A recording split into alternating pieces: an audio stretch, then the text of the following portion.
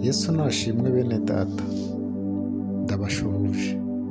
Umwami Yesu nabane namwe, amahoro n'imigisha atanga ibyo nabyo bibagereho. Aka kanya nishimiye kubagezaho ijambo ry'Imana.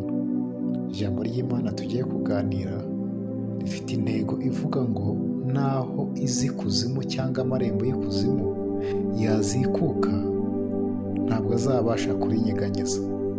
Nta rindi ndi kuvuga, ni itorero. Amagambo turi bwifashishe rero turayabona mu ubutumwa bwiza uko bwanditswe na Matayo, ibice byaho ni 16, turahera ku murongo wa 13 tugeze ku murongo wa 18. Undi murongo tugiye kwifashisha turawusanga mu rwandiko rwa kabiri Pawulo yandikiye Timoteyo, ibice byaho ni 2 umurongo wa 19. Nuko Yesu ajya mu gihugu cy'i Kayisariya ya Filipo, abaza abigishwa bati, abantu bagira ngo umwana w'umuntu ndi nde?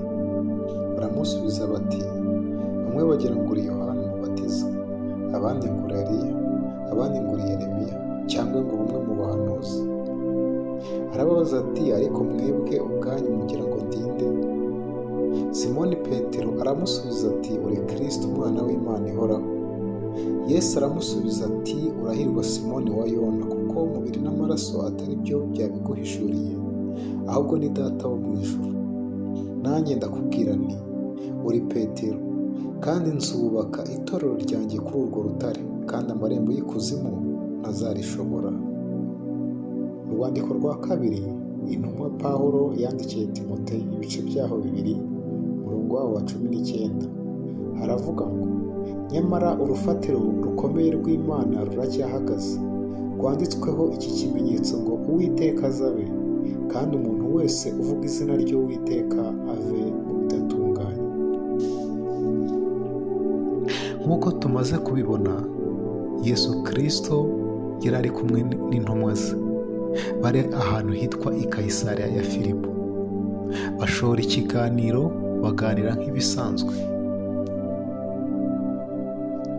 Yesu ari aho ngaho nibwo yateruye ikiganiro ababaza, ubundi abantu bagira ngo umwana w'umuntu ndi nde? Baramusubiza bati, bamwe bagira ngo uri Yohana Umubatiza, abandi ngo uri Eliya, abandi ngo uri Yeremiya, cyangwa umwe mu bahanuzi. Arababaza ati, ariko mwebwe ubwanyu mugira ngo ndi nde? Mu gihe bagishijinganya, Simoni Petero aramusubiza ati, uri Kristo, umwana w'Imana ihoraho. Yesu aramwitegereza, arangije amubwira ijambo rikomeye cyane.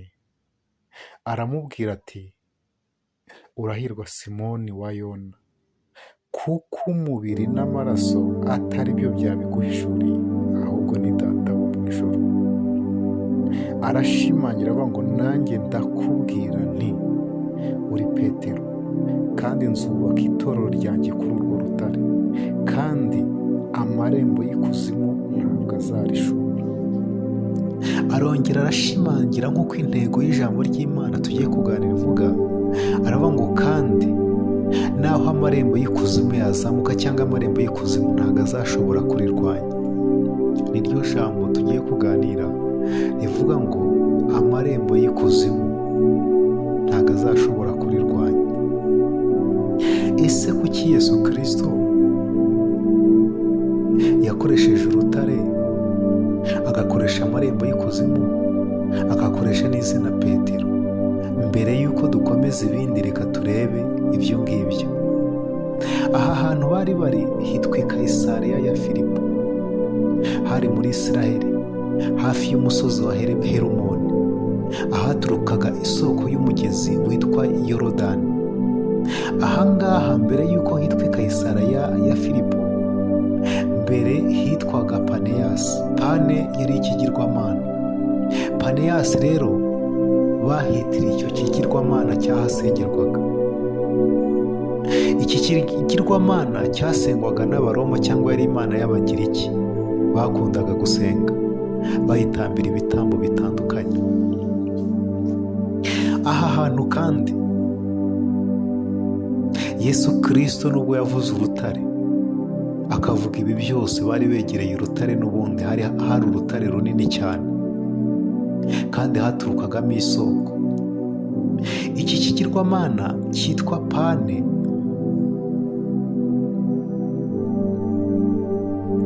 yari imana ngo y'ubwatsi, imana y'abashumba ngo ndetse n'ubusitani. Uretse n'iyi mana hari izindi mana zitandukanye nyinshi. Hari imana nka Zewusi,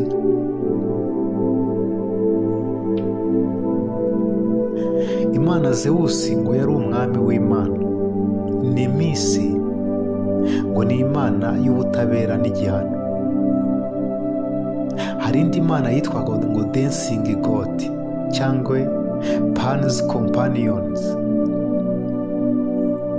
Urundi rusengero rwari ruhari cyangwa indi mana yari ihari ni imana y'umwami, kuko uretse n'iki gihe cy'Abaroma no mu Bagiriki imbere basengaga umwami w'abami bakamusenga nk'imana.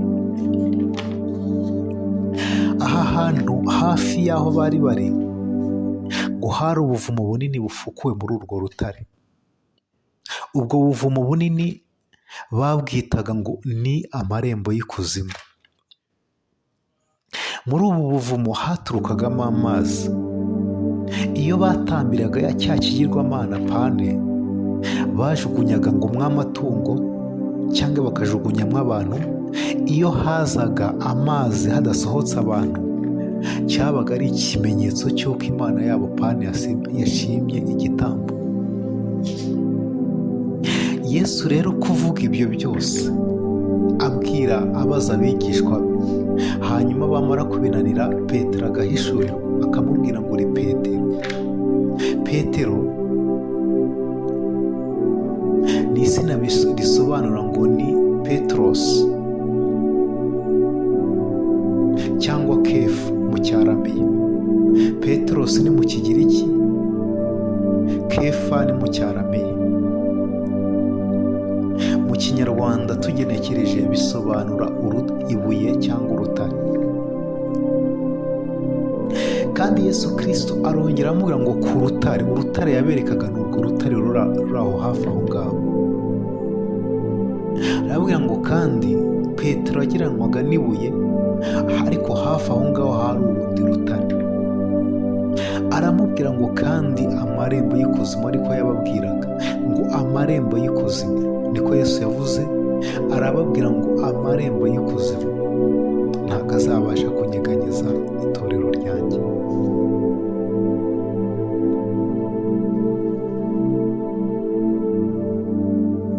Reka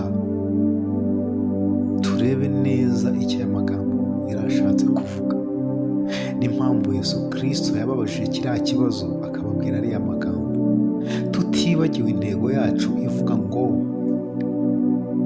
amarembo y'ikuzimu ntabwo yabasha kunyeganyeza itorero ry'Imana. Imiyaga n'ishuheri naho byaza ntabwo byanyeganyeza intore z'Imana. Ibigeragezo nubwo byaza bimeze gute ntabwo byabasha gukora ku bwoko bw'Imana, kuko Kristo ari mu ruhande rwabo. Ubundi ahangaha bari bahagaze harasa naho hakorerwaga imigenzo ya gipagani ikomeye cyane. Hari yakorerwaga icyo kigirwamana Pane, hari yakorerwaga imana nkuru Zewusi iruta izindi mana zose yari iri aho ngaho, hari yakorerwaga imana yitwa Nemisi, hari yakorerwaga imana yitwa Dancing God. Ariko yarabwiye ngo nubwo inyigisho z'ubuyobe, hano hasa n'aho ari irembo rya Satani, hano hasa n'aho ari irembo ry'urupfu, hano hasa n'aho hahakana imbaraga zanjye, hano hasa n'aho ari aho intebe ya Satani iri. Ndagira ngo mbarahire ko ibyo byose bitazabasha kunyeganyeza ubwoko bwanjye.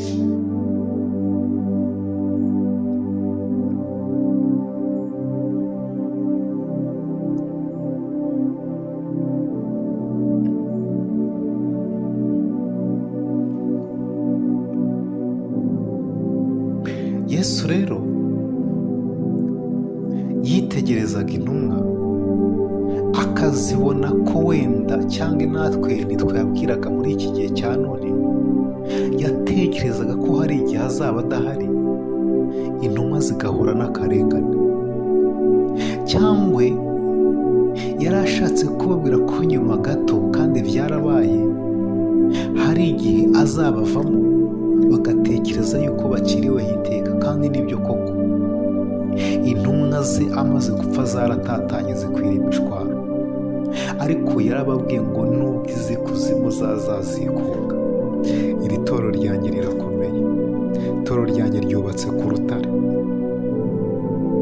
Uyu Petero cyangwa ijambo ry'Imana hamwe na hamwe niryo ryagiye rishimangira riba ngo namwe mwubakwe nk'amabuye mazima, kugira ngo mube ishyanga ryera, ubwoko Imana yirongeye mu maraso y'Umwami wacu Yesu Kristo. Petero agereranwaga n'ibuye, ariko fondasiyo ya Kristo Yesu. Uko twabibonye mu rwandiko Pawulo yandikiye Timoteyo, nawe yarabimuhamirije. Timoteyo yari ageze mu gihe kigoranye cyane. Timoteyo yari yasigiwe itorero ryo muri Efeso.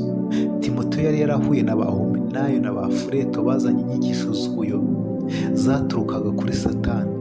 Timoteyo yahuye n'abamugeragezaga n'intambara zo muri Efeso, ariko Pawulo yongera gushimangira, aramubwira ngo ariko tuza ukomere kumenya aya magambo ngo urufatiro rukomeye rw'Uwiteka ruracyahagaze, kandi rwanditseho aya magambo ngo Uwiteka azabe. Kandi aramubwira ngo atansiyo, umenye iki ngiki, uvuga ko ari kuri urwo rufatiro, uvuga izina ry'Imana, uvuga ko afite agakiza, nabanza ave mu bidatunganye. Itorero ryaciye mu bihe bitandukanye, niyo mpamvu tuvuga ko ibi Yesu Kristo yavuze ari iby'ukuri. Hageze mu gihe cya Pantekote buzura Umwuka Wera, bumva n'ibyo, ariko mu gihe gito buzuye Umwuka Wera bahura n'akarengane. Bamwe nka ba Sitefano bicishwa amabuye, abandi nka ba Yakobo bicishwa inkota, bagira ngo birarangira. Petero afungirwa mu nzu y'imbohe ashaka gukurikizwa Yakobo, ariko Imana iramurengera, bagira ngo birarangiye. Intumwa nka ba Pawulo baciwe ibihanga, bagira ngo birarangiye. Nyuma y'icyo gihe itorero ryahuye n'akarengane gakomeye cyane. Bamwe babambwa bacuritse, abandi bagenda bakururwa ku magare, abandi bakurwaho impu, abandi bajugunyirwa inyamaswa. Ibyo byose yari imiyaga ituruka kuri Satani yagiraga ngo azimye itorero ry'Imana, agira ngo izina ry'Imana risibangane mu bwoko munsi y'ijuru. Ariko nk'uko Yesu Kristo yari yarabishimangiye, yari yaravuze ngo naho amarembo y'ikuzimu yazamuka, ntabwo ashobora kurinyeganyeza, ntacyo azarikoraho. Ibyo byose byabayeho, kimwe n'ibindi byabaye tutazi, kimwe n'ibyaba biri kuba uyu munsi tutazi cyangwa nawe uri kubona, ariko nta kizaburiza mu mugambi w'Imana.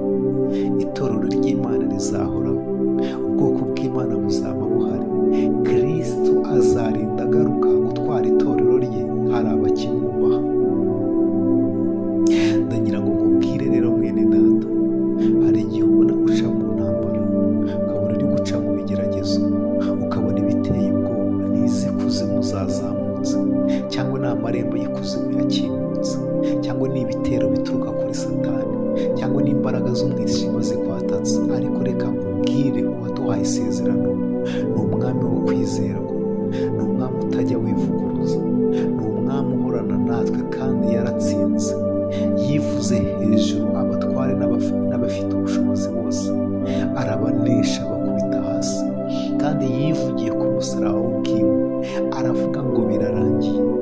Abwira Data ko umurimo wo kuducungura urangiye, abwira Satani ko umurimo wo gucungura abo yibwiraga ko azarimbura urangiye, atubwira natwe ko aducunguye, adukuye mu bubata bw'icyaha. Uwo wavuze ibyo ngibyo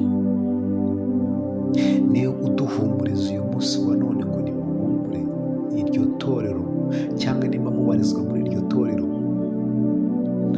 sinzabanyeganyeza kuko muri kumwe nanjye. Ndakwinginze rero iyi minsi nk'iyi, komeza ukomerere mu mwami, komeza wirinde, utegereze ingororano zituruka ku mwami. Nta kintu na kimwe shitani azigera agutwara, kuko wasezeranye nawe n'umwami wo kwizerwa n'Imana ishobora byose. Nk'uko Pawulo yabyanditse, aravuga ngo abasha gukora ibiruta cyane ibyo twibwira n'ibyo dutekereza, bitewe n'uko imbaraga ze ziri zidukorera. Izo mbaraga ze nta zindi ni Yesu Kristo. Gusa izo mbaraga ntizakora ngo zibangikane n'icyaha. Yesu Kristo aravuze ngo uvuga iryo zina ngo nabanze ave mu bidatunganye. Nta kindi nakubwira mwene data, itandukanye n'ikibi, itandukanye n'ibyaha, maze Yesu Kristo akwishimire, abane nawe. Imana ibahereze umugisha. Murakoze cyane.